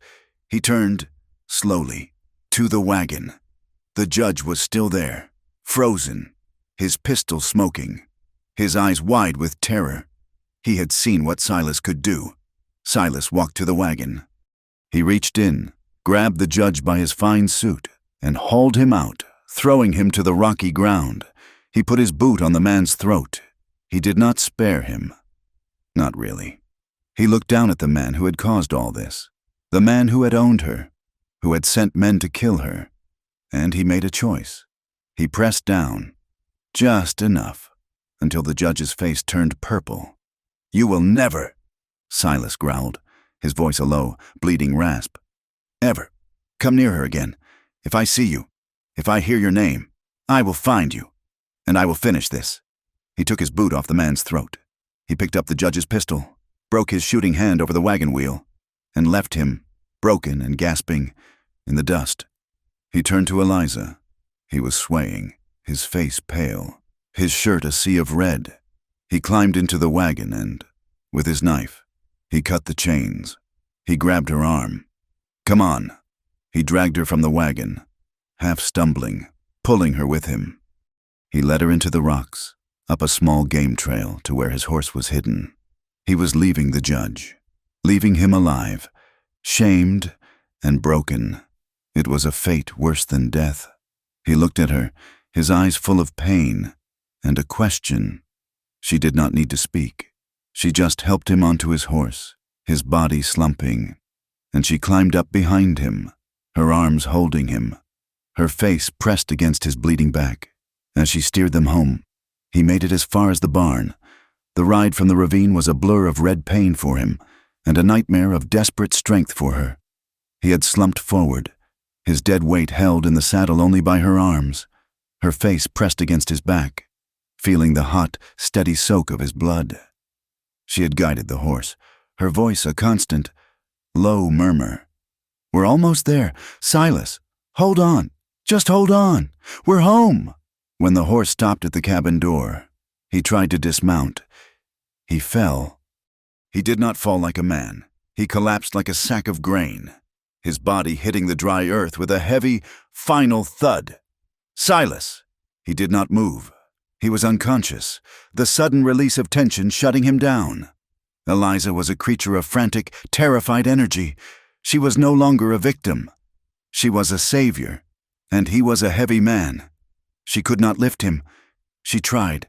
She put her arms under his, pulling, her feet slipping in the dirt. He was a dead weight, his body limp. She ran into the cabin, grabbed her pallet, the blankets, anything soft. She dragged him, inch by painful inch, out of the dirt and onto the blankets.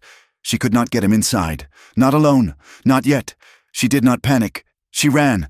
She ran to the water pump, filling the bucket, her hands shaking so hard the water sloshed over the sides. She ran back, grabbing the whiskey bottle he kept for medicine, the strips of linen she had once used for her own feet, his knife. She cut his shirt away. The wounds were ugly. One on his shoulder was a clean hole, the bullet having passed through. The other, in his side, just above his hip, was a dark, bubbling mess. He was bleeding. He was bleeding to death, right in front of her. She worked. She did not know what she was doing, but she remembered him. She remembered the practical, gentle way he had cleaned her wounds. She poured the raw whiskey into the hole in his side. He did not even flinch. She packed it with linen, her hands soaked, slipping in his blood. She did this for an hour, cleaning, bandaging, pressing, trying to stanch the flow. And all the while, she wept. They were not the loud, desperate sobs of her breakdown. They were quiet, angry, hot tears of regret that dried on her cheeks in the afternoon heat. She was washing the blood from his chest, blood he had shed for her, and she was whispering, over and over, "I'm sorry, Silas, I'm sorry. Please don't die. I'm sorry." She managed to get him inside at dusk. He had stirred, a low groan, and with that small, animal sign of life, she found a new, superhuman strength. She got him to his feet, or at least one foot, and half dragged, half carried him into the cabin, onto his cot. It broke her back, but she did it. For 2 days, he did not wake. He was in a deep, dark fever. She did not sleep. She sat in a chair, the one he had built, her hand on his or on his forehead, bathing him, forcing sips of water between his cracked lips. She milked the cow and drank the milk herself, just to keep her own strength up. She did not leave his side. She held his hand, the large, scarred hand that had taught her to shoot, and she prayed to a God she had abandoned. On the morning of the herd day, his fever broke. The sweat, which had been hot and dry, was now cool. His breathing, which had been shallow, was now deep. He woke slowly. The first thing he saw was the ceiling, the familiar, rough-hewn beams of his own cabin. He was alive. The second thing he felt was a hand, small and warm, holding his... He turned his head. It was an agony, his muscles screaming. Eliza was there. She was asleep in the chair, her head resting on her arm on the edge of his cot, her hand laced with his. She was pale, exhausted, with dark circles under her eyes. She looked beautiful. He squeezed her hand, a weak, faint pressure. Her eyes flew open. They stared at each other for a long, silent moment. Her eyes filled with tears, but she did not cry. "Silas," she whispered. It was a prayer. "Eliza," he rasped, his throat like sandpaper. You're safe." That broke her. She pulled her hand away, as if his touch burned her, and she stood up, backing away, her face a mask of shame. "No," she whispered, her voice shaking. Don't say that." "What?" He tried to sit up, but a bolt of white-hot fire from his side sent him back down, gasping. "I didn't mean them," she said, the words tumbling out, desperate, frantic. "The words I said when you asked me, I didn't mean them, not about you." He was confused, his mind still thick with fever and pain. What words? That I would rather die." She choked on the word. I was so afraid. Not of you. I was never afraid of you. I was afraid of the judge, of the chain, of the idea, and you offered me a paper, a ring, and I saw a cage, and I hurt you." She was pacing, her hands twisting in front of her. "I didn't mean it. Silas, I didn't. What I meant was, I'm afraid." She stopped, turning to face him. Her eyes were raw with a terrifying, honest vulnerability. "I'm afraid of needing someone again," she whispered, the words costing her everything. "I'm afraid of being weak. I'm afraid of trusting someone and having them leave or having them see me as a thing." She took a breath. "And most of all, I'm afraid of needing you. Because I do need you, Silas, and it terrifies me." He watched her, his own pain forgotten. He saw the truth. He saw the woman who had been so broken. She could not tell the difference between a cage and a shelter. He lifted his hand, the one that wasn't holding his side. It was an invitation. She walked to him, slowly, and took it. She sat on the edge of the cot, her gaze fixed on his. He was weak. His voice was a rasp, but his words were the strongest things in the world. "I don't want to own you, Eliza," he said, his thumb brushing the back of her hand. "I never did. I don't want a wife that belongs to me. I don't want property." He took a ragged breath, the wound in his side aching. "I want to walk beside you," he said. "That's all. I want to walk beside you." She looked at his face, at the new lines of pain, at the old lines of loneliness. And she saw the truth. It was not a lie. It was not a trick. It was a vow. She leaned down, slowly, giving him every chance to turn away. And she kissed him. It was not the desperate, hungry kiss of the hills. It was not the fearful, failed kiss of the cabin. It was a kiss of aching tenderness. It tasted of salt from her tears and fever from him. It was a kiss of gratitude, of apology, and of a deep, profound, and finally, safe relief. It was a promise. He kissed her back, his hand coming up to cup the back of her head, his fingers weak, but his intent clear. "You are home. I am here." When they broke the kiss, she laid her head on his good shoulder, her tears finally coming, soaking the rough blanket, and he just held her, his hand in her hair, his eyes closed. That night, they made love. It was not a decision. It was a returning. He was stronger. The fever had passed, though his wounds were still raw. He woke in the middle of the night, the moon painting the cabin in silver, and she was awake beside him, just watching him breathe. He touched her face. She turned and kissed his palm. There was no desperation. There was no fear. He undid the buttons of her blouse, the ones she had fumbled with in the hills, and his hands were slow, reverent. She, in turn, was tender, her touch light on his bandaged side, her kisses tracing the scars on his chest, the old one and the new ones. It was a slow, emotional, and quiet act. It was not about passion. It was about trust. It was about two bodies, two souls, finally finding a place to rest, to heal, to be safe.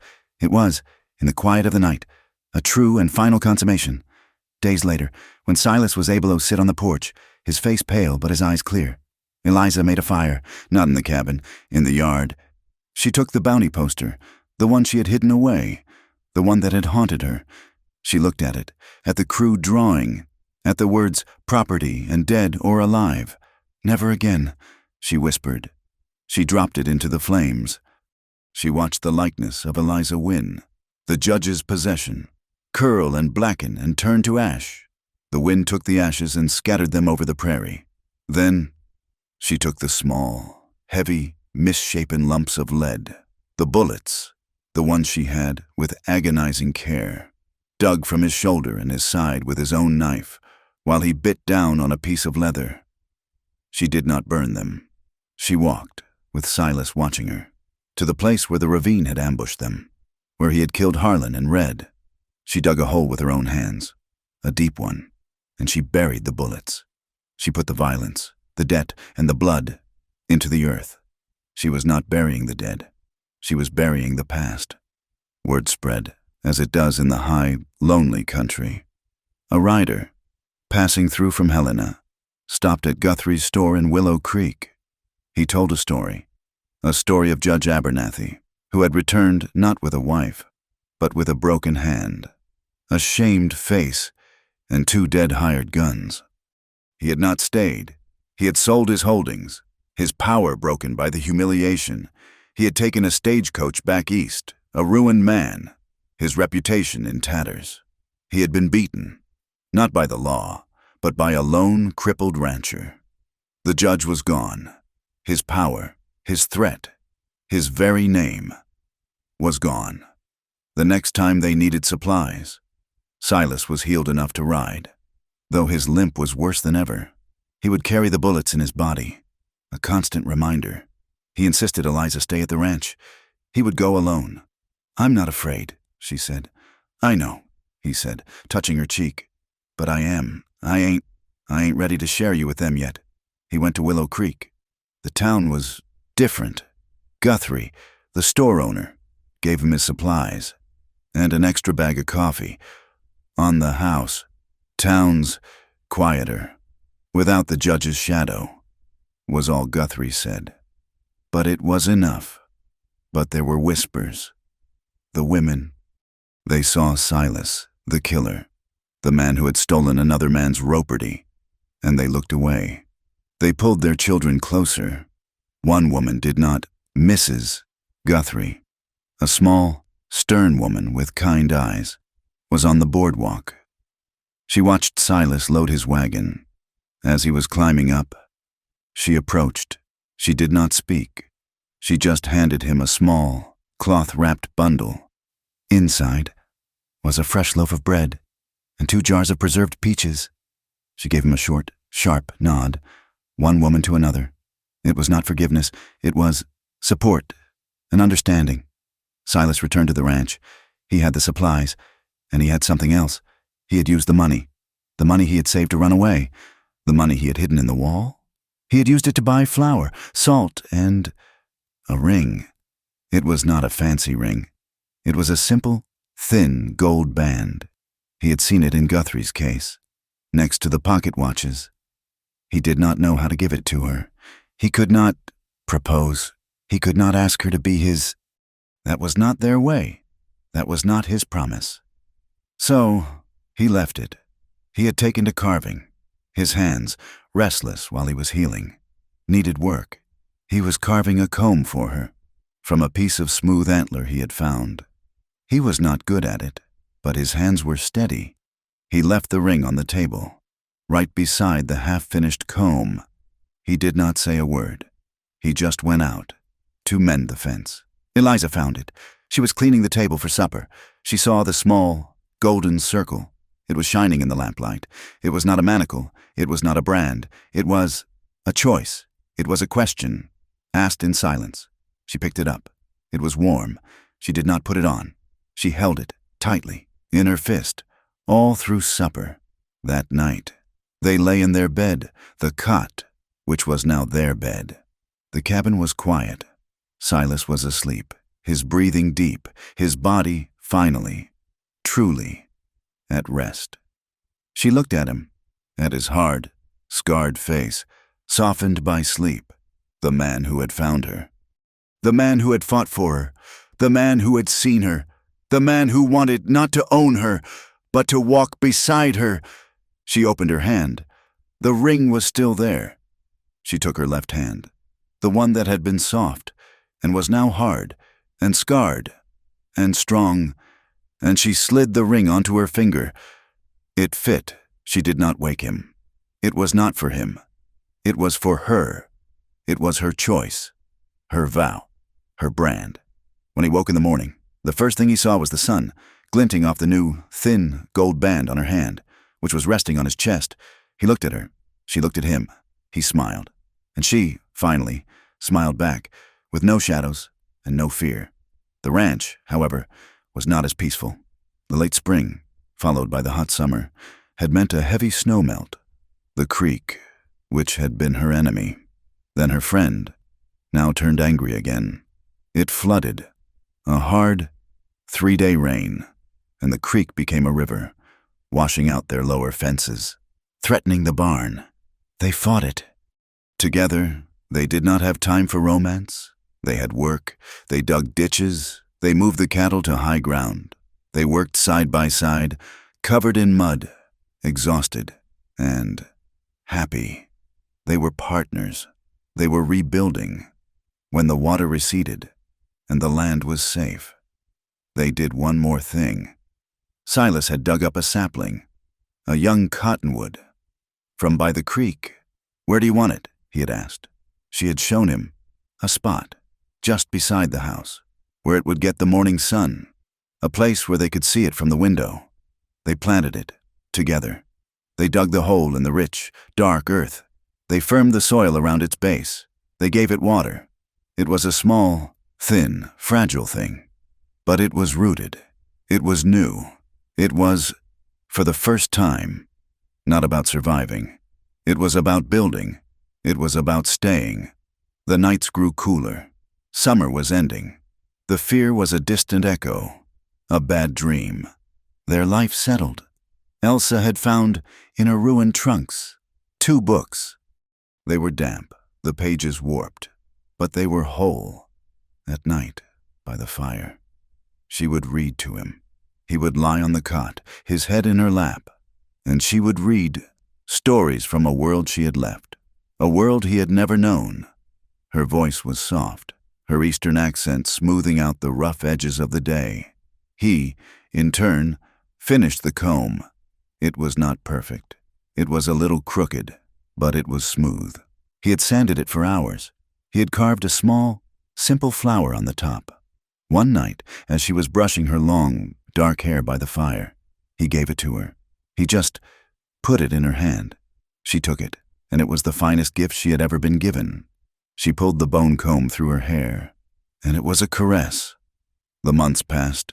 The high, sharp winds of autumn gave way to the deep, heavy cold of winter.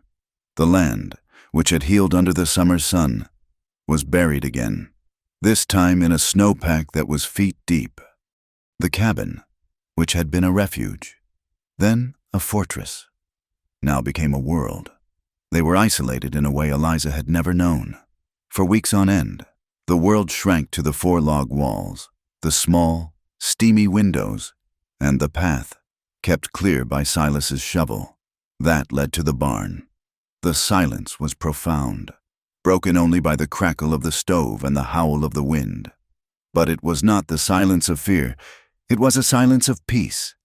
They lived by the rhythms of the wood stove and the livestock. They worked together, their movements a practiced, unspoken dance. He would split the wood, his bad legs stiff in the cold, and she would stack it. She would milk the cow, her hands chapped and red, and he would be there, holding the lantern, his presence a steady warmth.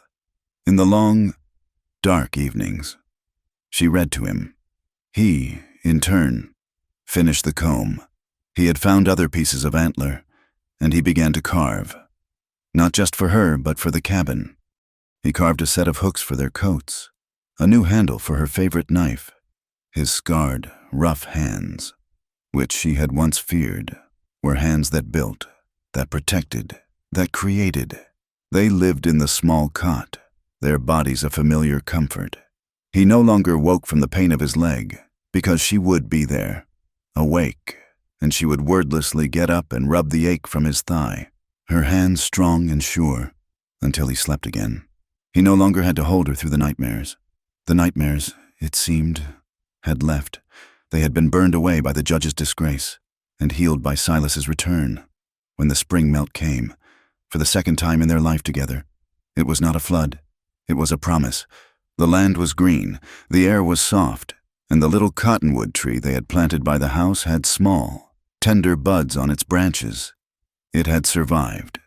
They needed supplies. The long winter had taken its toll. Silas hitched the wagon. This time he did not command her to stay, nor did he insist she come. He just looked at her. "I'm coming," she said. She wore her own dress, one she had mended, and her hair was tied back with the bone comb he had carved. On her hand, the thin gold band was a bright, steady light. Willow Creek had not changed. It was the same dusty, hard street. The same men loitered outside the saloon. The same women, in their dark bonnets, hurried along the boardwalk. When they pulled up to Guthrie's, the whispers began. They were not the whispers of greed, of the reward. They were the whispers of curiosity, of judgment. "That's him, Kincaid. The one who killed those men, and that's her, the judge's woman. Look at her, no shame at all." Silas stepped down from the wagon, his limp a heavy, familiar rhythm. He turned to help Eliza down. She shook her head. "No." She climbed down herself, her boots hitting the dusty street. She stood, for a moment, and looked at the town. She was not the terrified creature in a borrowed coat. She was a woman. She realized, home. She walked past Silas, her head held high, and into the store. Mr. Guthrie was behind the counter, as always.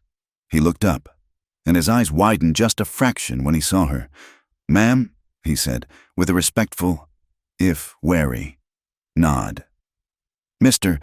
Guthrie," Eliza said, and her voice was clear and steady. It did not shake. "We need flour, 50 pounds, and salt, and coffee, and I would like to see that bolt of blue calico you have on the shelf. The one in the back." Guthrie stared. Silas had come in behind her, but he was not speaking. He was standing by the door, his arms crossed, just watching. He was not her guard. He was her witness. "Yes, ma'am," Guthrie said, retrieving the flour. Two women who had been in the store were whispering by the pickle barrel. Eliza heard the word, ruined. Eliza turned. She did not glower. She did not challenge. She just looked at them, her gaze steady, her face calm. She looked at their judgment, and she did not flinch. There was nothing they could say that was worse than what she had lived. There was no pain they could inflict that was greater than the pain she had overcome. One of the women, a tall, thin woman in gray, met her eyes. She saw the gold ring. She saw the lack of fear. And she, the townswoman, was the first to look away. Eliza turned back to the counter, her small victory a quiet, warm thing in her chest. She paid Guthrie from a small leather pouch. It was Silas's pouch, but he had given it to her. "Our money," he had called it. They loaded the wagon. As they were about to leave, Mrs. Guthrie, the blacksmith's wife, came out onto the boardwalk. She was holding a small bundle. It was not peaches. This time, it was a bundle of small, dried herbs. For the cooking," the woman said, holding it out to Eliza. They keep the meat fresh." Eliza looked at the woman and saw the tentative, shy kindness in her eyes. It was an offering, an acceptance. She took the herbs. "Thank you," Eliza said. "That is very kind." The woman nodded. and hurried away. They rode back to the ranch, the silence comfortable, the spring air full of the smell of sage. A week later, another rider came. This man was old, his back bent, his horse a sway-backed mare. He was a traveling preacher, making a circuit. He stopped, as all travelers did, for water and a hot meal, which Eliza provided. He was a kind man, with a booming voice, full of God's certainty. He ate with relish and looked at them, at their small, clean cabin, at their shared life. He saw the ring on Eliza's hand. "It is a blessing," he said, wiping his beard, "to see a marriage in this godless land, a man and a woman, cleaving to one another. I am here, my children. If you have not had the Lord's word spoken over your union, I would be honored to perform the ceremony." There is no charge. It is God's work. He was offering them legitimacy. He was offering to make them proper. Eliza looked at Silas. He was sitting at the table, his face unreadable. He was leaving the choice to her. She turned back to the preacher, and she smiled. It was a gentle, kind smile. "That is a generous offer, sir," she said, her voice soft. "But we cannot accept." The preacher looked confused. "But, my dear woman, the ring. You are joined, are you not?" "We are," Eliza said. She reached out, and she laid her hand on Silas's, on the table, her ring, and his scars, side by side. "We already made our vows," she said, her voice quiet, but full of a conviction the preacher's sermons could never match. "We made them in the snow. We made them in the mud. And we made them in blood. They were made in the way that matters." The preacher was stunned into silence. He did not understand what she meant, but he understood the finality. He saw the look that passed between them, a look of such deep, hard-won knowledge that it was a prayer all its own. I see," he said, though he did not. He finished his meal, offered a hurried blessing for the house, and rode on, eager to leave a place whose holiness he could not quite comprehend. The summer came, hot and dry. The ranch thrived. The cattle were healthy. The small tree they had planted was leafy and strong. Eliza and Silas had fallen into a rhythm that was as steady as the turning of the earth. One afternoon, a horse kicked up dust on the trail. It was the young man from the double bar, the same one who had brought the bounty poster. He was older now, by a year, and he rode with more confidence. He stopped, accepted a dipper of water. He was full of news. "Big news from Helena," he said, pushing his hat back. "And from back east. You hear about that judge, Abernathy?" Eliza, who had been feeding the chickens, stilled. Silas, who was mending a bridle on the porch, did not stop his work. "What about him?" Silas asked, his voice flat. "Dead," the boy said, with a certain relish. "Word just came on the telegraph. Died back in Boston, or some such place. Died mysteriously. Some say his liver just gave out. All that whiskey and rage. Others say that after he was shamed out here, his enemies back east found he wasn't so powerful anymore. Found he was vulnerable," the boy shrugged. "Either way, he's gone. His power is broken. All of it." Eliza let out a breath she did not know she had been holding. It was not a gasp of relief. It was not a sigh of joy. It was just an ending. The final page of a book she had been forced to read. It was done.